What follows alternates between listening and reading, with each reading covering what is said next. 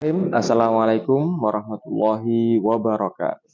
Saudaraku, muslimin dan muslimah dimanapun berada, kali kita akan ngaji kitab haji, yakni tentang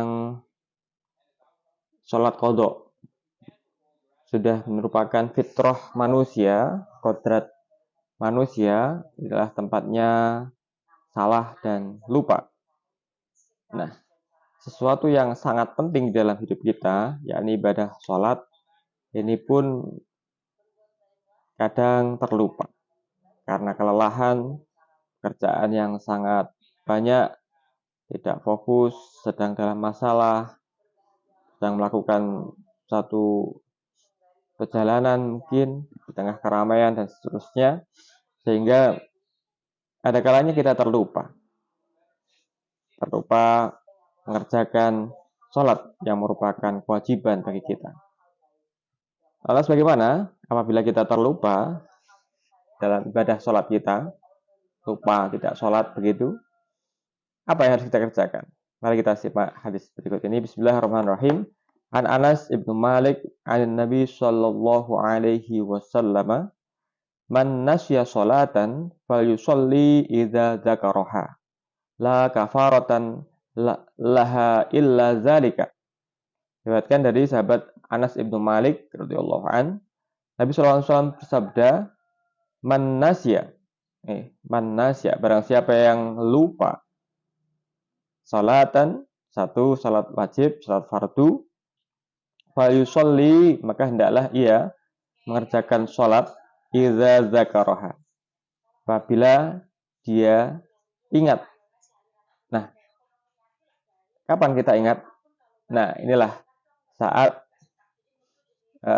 kesadaran kita pulih, saat kita mulai bisa berpikir secara jernih, terbersit dalam ingatan kita lupa telah meninggalkan sholat, apakah sholat zuhur, apakah sholat asyar, apakah sholat maghrib, apakah sholat isya. Nah, apabila kita ingat pada seketika itu, falyusolli, maka hendaklah kita bersegera untuk melaksanakan sholat yang kita terlupa tadi.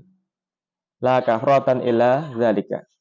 Dan tidak ada kafaroh, tidak ada denda, kecuali untuk mengerjakan sholat yang terlupa tadi.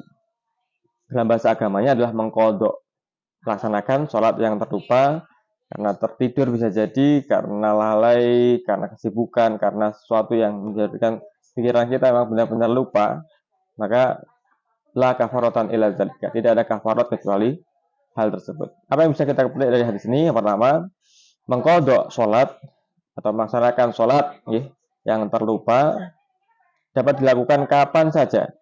Jika Anda lupa atau tertidur di waktu sholat asar dan baru ingat bahwa belum menunaikan sholat asar di waktu isya, maka hendaknya kita mengerjakan sholat tersebut saat kita mengingatnya, yaitu di waktu sholat isya itu. Yang kedua, kewajiban sholat harus dikerjakan tanpa ada penundaan dan tiada penghapusan apabila terlupa atau tidak sempurna pelaksanaannya tanpa uzur syar'i seperti haid atau nifas atas setiap waktu sholat tersebut. Jadi sholat ini tidak ada penghapusan kewajiban atas sholat. Yang ketiga, mengqadha sholat dengan sebab lupa dan sebab melakukan sholat yang kurang rukun-rukunnya, misalkan sholat dalam keadaan tanpa bersuci, li hurmatil waqt bagi jamaah haji, tidak menghadap kiblat seperti yang dialami para jamaah haji ketika dalam perjalanan panjang dengan pesawat di angkasa. Ini maka mengqadhanya ini menjadi solusi. Yang keempat, kesempatan kedua yang panjang dan leluasa diberikan Allah Subhanahu wa taala hanya kepada umat Nabi Muhammad SAW. Jadi mengqadha sholat ini adalah the second chance, kesempatan kedua yang hanya diberikan kepada umat Nabi Muhammad SAW. Inilah keleluasaan hukum sholat fardu yang memberikan pelajaran kepada kita betapa waktu sholat harus ditegakkan dan tidak boleh terlewatkan sekalipun dalam keadaan yang minimalis. Dan kemudian pada kesempatan kedua kita bisa menyempurnakannya, mengqadhanya ketika sudah leluasa, sudah ingat kembali segala syarat dan rukunnya. Muslimin dan muslimat dimana berada, semoga Allah Subhanahu Wa Taala senantiasa berikan hidayah inayah kepada kita sekalian, keluarga kita sekalian, anak keturunan kita sekalian, dan muslimin semuanya untuk dapat menegakkan sholat pada waktunya dengan sempurna syarat dan rukunnya. Amin ya rabbal alamin. Terima kasih. Assalamualaikum warahmatullahi wabarakatuh.